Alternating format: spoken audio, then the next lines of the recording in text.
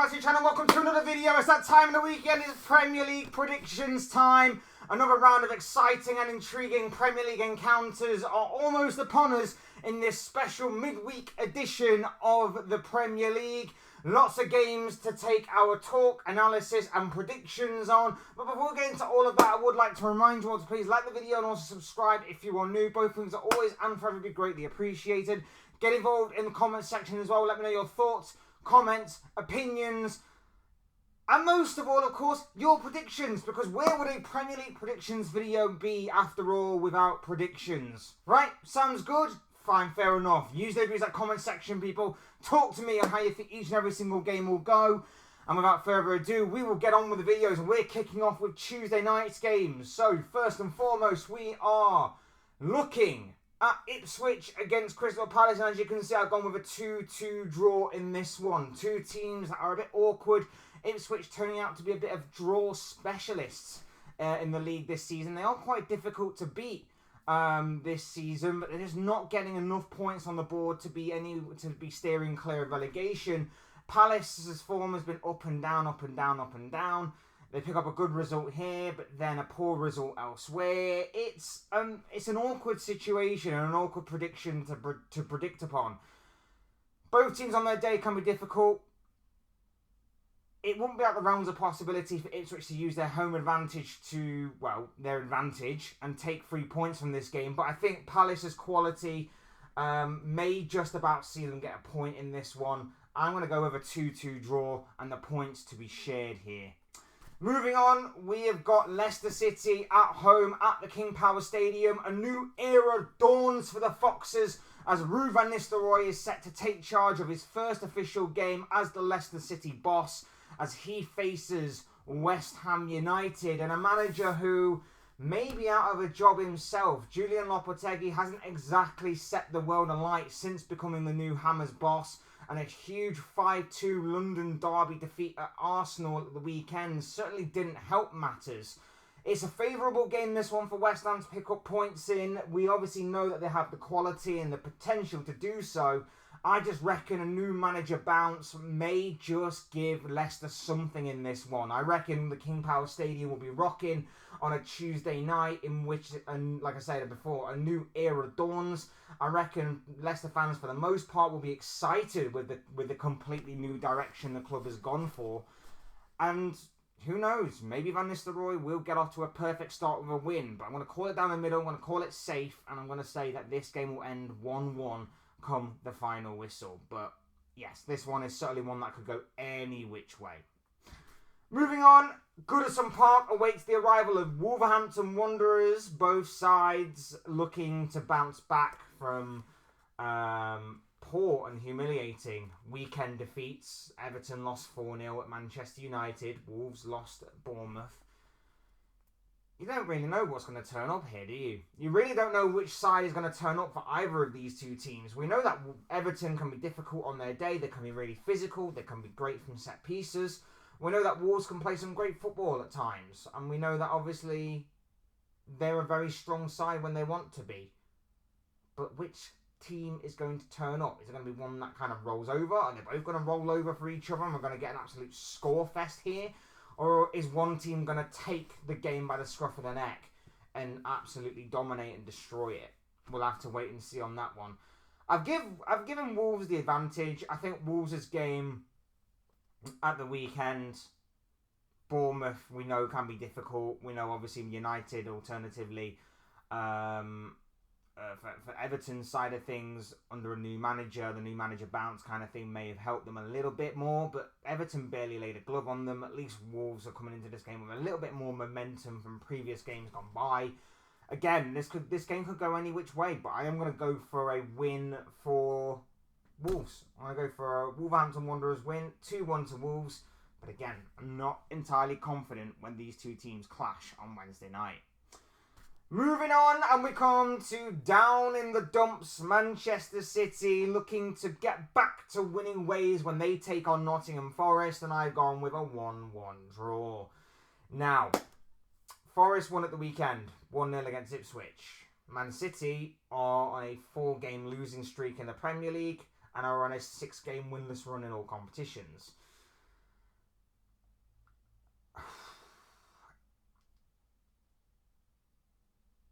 I originally went for City to win. I won't lie. I originally went for City to win. I think they would bounce back in this game. The only reason why I've changed my mind is because I think this City side are scared, nervous, awkward, second-guessing themselves on a lot of things. And I think Forest can take advantage of that. And I think with the way that Nuno has set up his Forest side this season, they're defensively solid.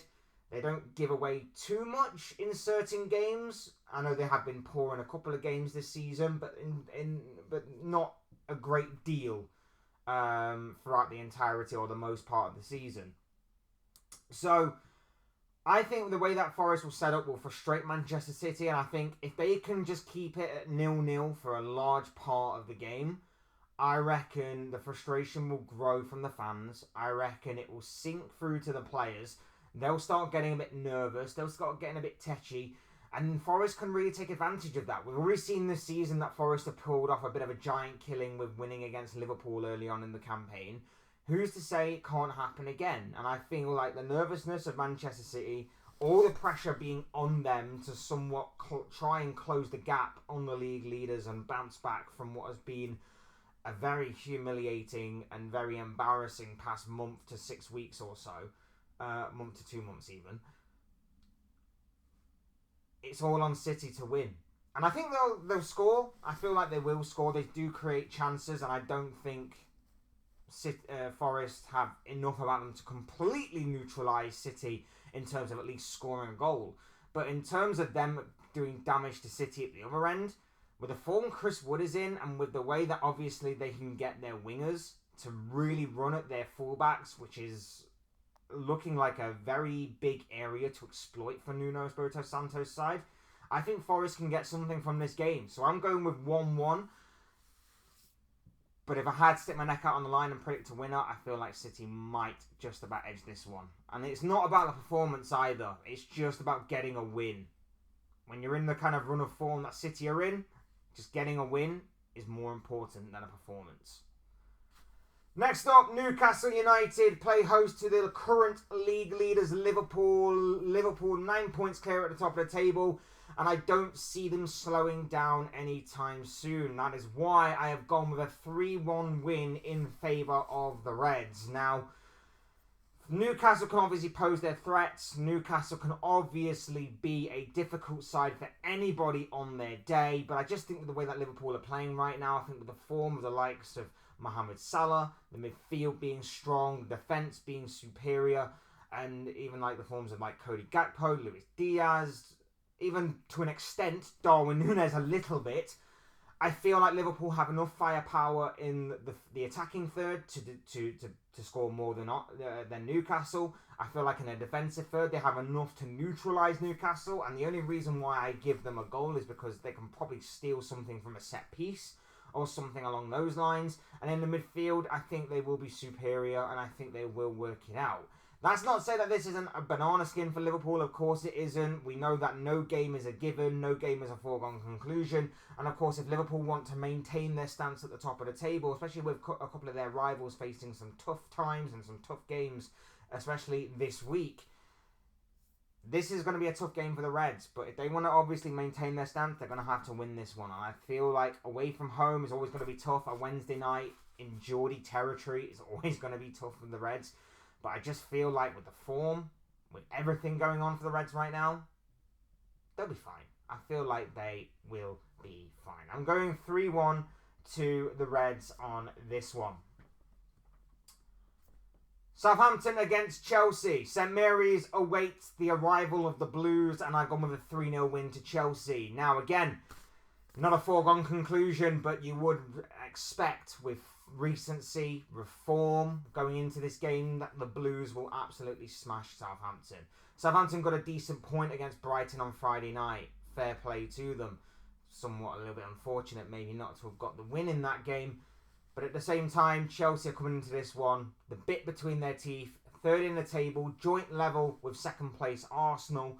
They have a really big possibility of cement or strengthening their position in the top four with a favourable game here. If Southampton continue to play how they normally play, Chelsea will pick them apart. The creativity of the likes of Cole Palmer in particular will create abundance of chances. Nicholas Jackson is scoring goals for fun right now. It is a really good time for Chelsea right now, and I feel like if they can continue it here, and I feel like they can get a few more goals on the board as well. So I've gone with Chelsea to win. I feel like if Southampton are to have any hope in this one, they're going to have to change the way that they play, stop playing out from the back, go a bit more long ball, maybe trying to exploit the fullback areas of Chelsea. But otherwise, Chelsea to win this game pretty comfortably is what I am going for in this one.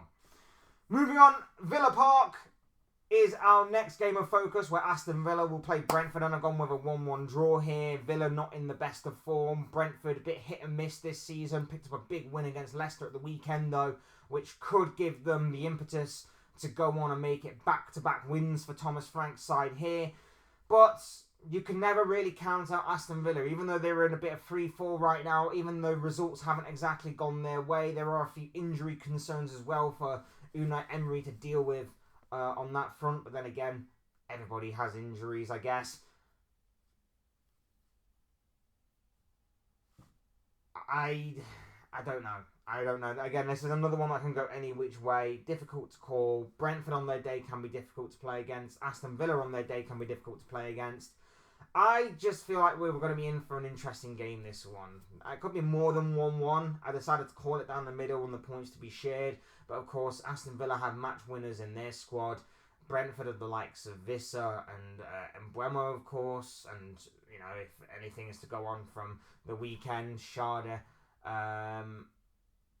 will obviously prove to be very difficult to stop, with him taking home the match ball at the weekend with a hat-trick. So, yeah, Brentford have their players as well. That could be match winners. I've gone with a 1-1 draw. I'm not entirely confident, but then again, yeah, it's one of them tricky ones to call, especially with the form of the two teams and with how the games are coming thick and fast. Strange results do happen around about this time of the season. So it's going to be interesting to see how this one plays out on Wednesday night. Next up, we are moving on to the Thursday night games, and we have got first and foremost Fulham taking on Brighton, and I've gone with a 2-1 win to Brighton in this one. Again, Brighton in a good spell of form. They are in a decent position in the Premier League. They've really taken to life under Fabian Herzula very, very well. Fulham, bit hit and miss. They start off well, they pick up a few good results here and there, and then they drop off again. Pick up a few good results here and there, and they drop off again. It's a difficult one. It's a difficult one to call. I guess on form and with everything going on this season, you would probably say Brighton may be the favourites. It's not to say Fulham can't get anything out of this game, and especially under the lights at Craven Cottage on a Thursday night, you probably might anticipate Fulham to get something from this game, which could make for very interesting viewing indeed. But I'm sticking with my original thoughts. I'm going with Brighton to win. I'm going with a 2-1 win to the Seagulls, and I think we could be in for an interesting game here. So this one is definitely one to look out for, even though there may be other games that are kind of overshadowing this one this week. Bournemouth play Tottenham at the Vitality Stadium in our penultimate game of focus here. And I've gone with a 2-2 draw. Now, I really, for the life of me, don't know what Tottenham side is going to turn up here. Everybody last week was praising Tottenham, waxing lyrical about the incredible performance that Tottenham put against Manchester City, only for them to not fully capitalise on that win by drawing 1-1 with Fulham. I don't know. I genuinely don't know. I genuinely don't know what to make of this Tottenham side. Bournemouth are a little bit of the same thing, but you don't really kind of expect it from Bournemouth, because Bournemouth aren't really notorious, only in the past couple of years, for playing really well, really good football, and for actually starting to beat some of these bigger teams. Spurs, you kind of expect it, because that's the kind of Spursy mentality. It's typical Spurs. You lose to a team like Crystal Palace and Ipswich, who have not won all season. You lose to them, but then you beat the likes of Manchester City. And I get it, everyone's beating Manchester City right now. Sorry, Man City fans, it's just the way that it is. But at the same time, it's still very Spursy. And it would be very Spursy for them to lose this game as well, and for Tottenham fans to once again be in uproar. I don't know. I've gone 2-2. I've gone for the points to be shared. Bournemouth are no pushovers. We know exactly what Bournemouth are this season. They're a very good side. They've got some very good players that I think some of the bigger teams are going to rip through when the summer transfer window hits at the end of the season. But yeah, I for one would probably say that Tottenham go in as the favourites. I probably would say that even though they are away from home, Spurs, I've got the players to win this game. But Bournemouth have got some good players too. They're no pushovers. They play some really good stuff at times. It's going to be about them taking their chances, because Spurs are going to be offering them chances. It's all about whether or not Bournemouth can take them, and whether or not Spurs can take their own at the other end. It wouldn't surprise me if Spurs lost this one, in all honesty. But I am going to call it down the middle. I'm going to go for the points to be shared. But yeah, could be any which way this one. And finally, the game of this round of fixtures, the main event of this week's round of Premier League fixtures. We're at the Emirates Stadium for Arsenal against Manchester United. And as you can see, I have gone for a 2-1 win to Arsenal. Now, of course, the Ruben Amorim era continues at Manchester United. It picked up its first win in the Premier League this past weekend with a big and emphatic 4-0 victory over Everton.